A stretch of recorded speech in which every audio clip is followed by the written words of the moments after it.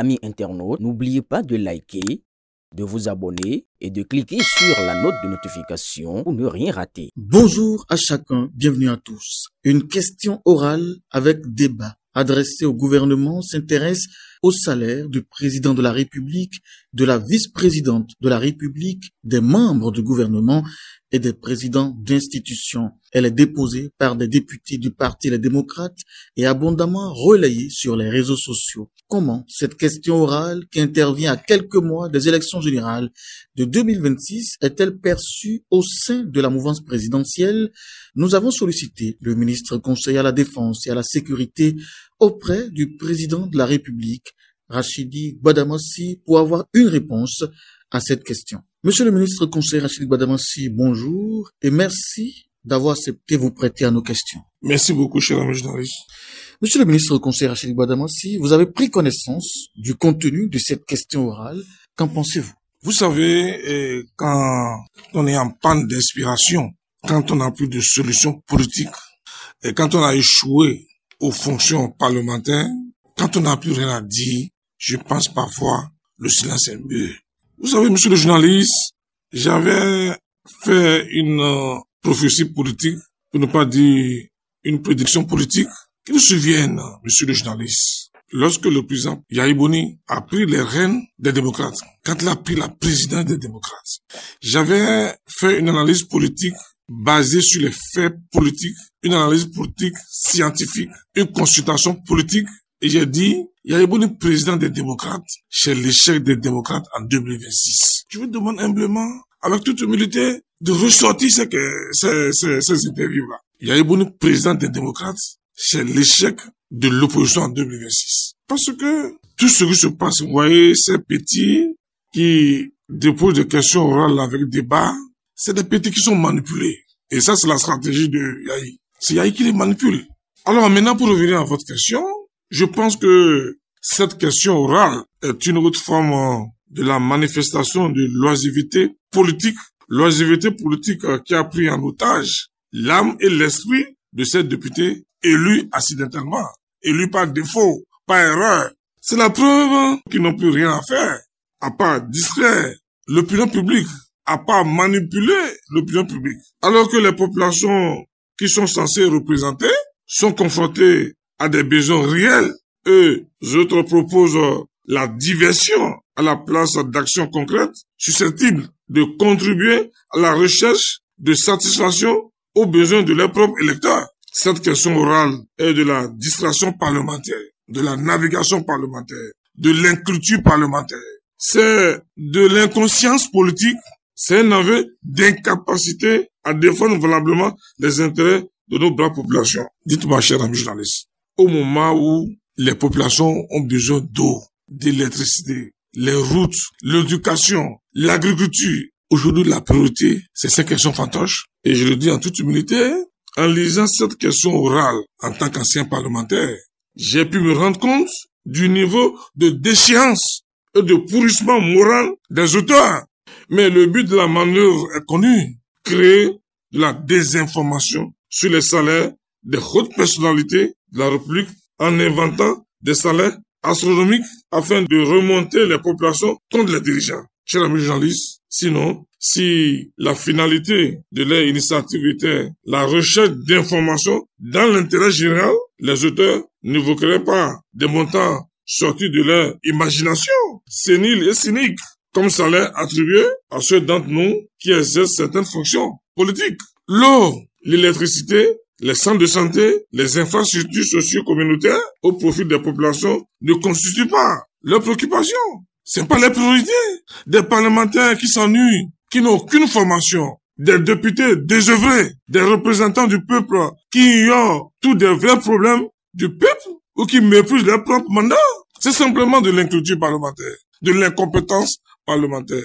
C'est le portrait moral de ces députés de la honte et de l'irresponsabilité, totalement déconnectés des réalités des populations. Donc, ils passent leur temps à distraire l'opinion avec des initiatives improductives que leur propre vie.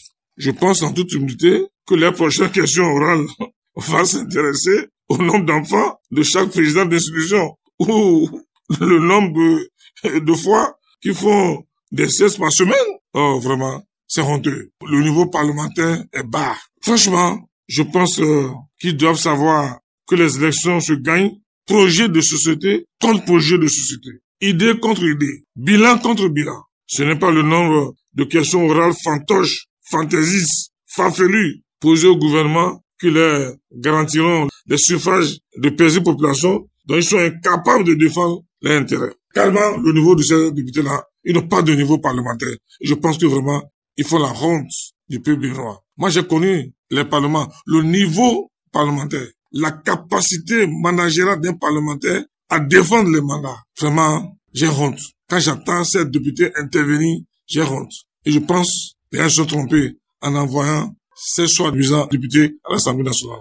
Monsieur le ministre conseiller, demandez à savoir les salaires du président de la République et d'autres présidents d'institutions ne participent-ils pas de la transparence que prône le gouvernement de la rupture? Pourquoi cela devrait-il être un problème? Chers amis journalistes, rendre public les salaires des hautes personnalités de la République n'a rien à voir avec la transparence. C'est juste les exposer à la société et les rendre vulnérables. C'est les livrer à la population. Et c'est ce que recherchent ces apprentis politiques. C'est ce que recherchent les auteurs de ces questions orales. Nous ne sommes ni en France, ni aux États-Unis. Nous sommes au Bénin avec notre mentalité et notre psychologie. Le Bénin, c'est le Bénin. La France, c'est la France. Avant d'animer un débat parlementaire, il faut tenir compte de la réalité sociologique, de la réalité anthropologique de chaque peuple avant d'animer la vie politique. Le salaire est sacré et chacun sait ce qu'il fait de son salaire. Imaginez que le gouvernement se met à publier sans aucune raison les salaires des hautes personnalités. Vous n'avez aucune idée des pressions qu'une telle attitude leur fera subir dans leur famille, dans leur communauté, dans la société en général. Donc, dans notre contexte sociologique, la publication de ces salaires aura des répercussions sur la vie sociale et économique de ces personnalités. Ne pas les publier n'est pas synonyme d'absence de transparence. Moi, je pense en toute humilité que ces députés sont à court d'arguments politiques, ils sont à court d'arguments parlementaires, ils sont dépassés par les événements parce qu'ils ont été surpris à tous les niveaux par les grandes réalisations du gouvernement. Donc, ils n'ont pas d'arguments. Et je pense, en politique, quand l'adversaire vous dépasse, il faut faire un retour en arrière, changer de stratégie et revenir en force. Ou tout simplement reconnaître les mérites de son adversaire. Moi, je pense que la charité bien ordonnée commence par soi-même. Je pense que ces députés, au nom de la moralisation de la vie publique, au nom de la moralisation de la vie politique, ils usent que ces députés-là montent les fiches de paye. Parce que les députés, ils ont des indemnités parlementaires payées par le contribuable béninois. Et ces indemnités, c'est pour aller sur le terrain. Il y a même des rubriques qui sont créées pour les permettre d'aller rendre visite à leur mandat. Il y a combien de députés qui vont sur le terrain? Pourtant, ils encaissent les indemnités parlementaires. C'est le voleur qui crie au voleur. C'est le voleur qui crie au voleur. Ils n'ont qu'à justifier leur indemnité parlementaire. Parce que l'indemnité parlementaire, il y a des rubriques qui leur permettent d'aller sur le terrain, d'aller rendre compte au mandat, la réduction des comptes. Il y a combien de députés qui vont sur le terrain? Et c'est des millions. Ils n'ont qu'à justifier ça. Depuis la conférence des forces vives de la nation, depuis le renouveau démocratique, on n'a jamais demandé à un chef d'État de montrer sa fiche de paye. Le président Yariboni a gouverné pendant 10 ans. Il n'a jamais dit au peuple béninois ce qu'il gagnait comme indemnité. Non, il ne faut pas le laisser parler. En matière de la bonne gouvernance, de la moralisation de la vie publique, les démocrates n'ont pas de leçons à donner. Et je sais de quoi je parle. Je suis un homme de dossier, qu'on ne laisse pas sortir les dossiers. Mais c'est vrai que ces gens-là sont des saprophytes politiques, c'est des adolescents politiques, c'est des embryons politiques, mais ils n'ont qu'à fouiller. Ils n'ont qu'à fouiller. Ils ne comprennent rien. Je pense qu'on a mieux à faire. Au moins, les populations ont besoin de l'eau, de l'électricité. Je pense qu'ils ont manqué l'occasion de se taire.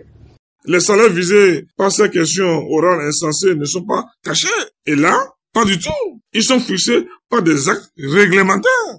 Ils sont traités par des fonctionnaires et payés par le trésor public et virés sur des comptes bancaires. Ce n'est pas du tout caché.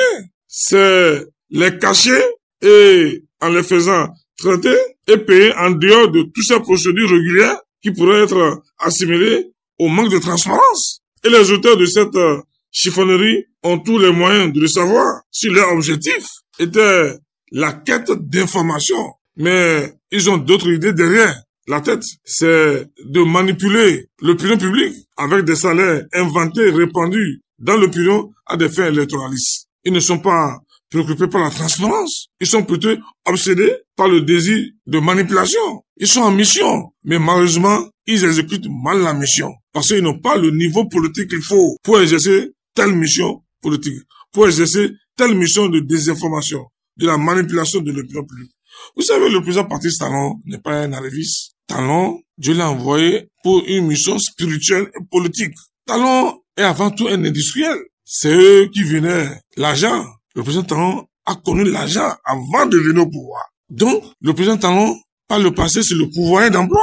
Plus de 3 000 à 4 000 emplois. Donc, je pense en toute humilité que quand les gens arrivent accidentellement au pouvoir ou même quand ils occupent des postes de responsabilité par erreur, c'est leur comportement ça. Moi, je connais la plupart de ces députés. Avant d'être députés, beaucoup n'avaient même pas de moto. Ils ont pris le goût. La charité bien ordonnée commence par soi-même. Je pense que ces députés, je leur demande humblement de poser des questions orales avec débat dans le sens de l'intérêt de leur mandat. Prenez par exemple la route Parakou-Kabok-Kika. Je demande aux députés d'interpeller le gouvernement par rapport à cette route-là. Je demande aux députés d'interpeller le gouvernement par rapport aux cantines scolaires, que le gouvernement vienne faire la communication par rapport aux cantines scolaires. Je demande aux députés d'interpeller le gouvernement sur le recrutement social, sur l'éducation, la santé. Ils ne font jamais ça.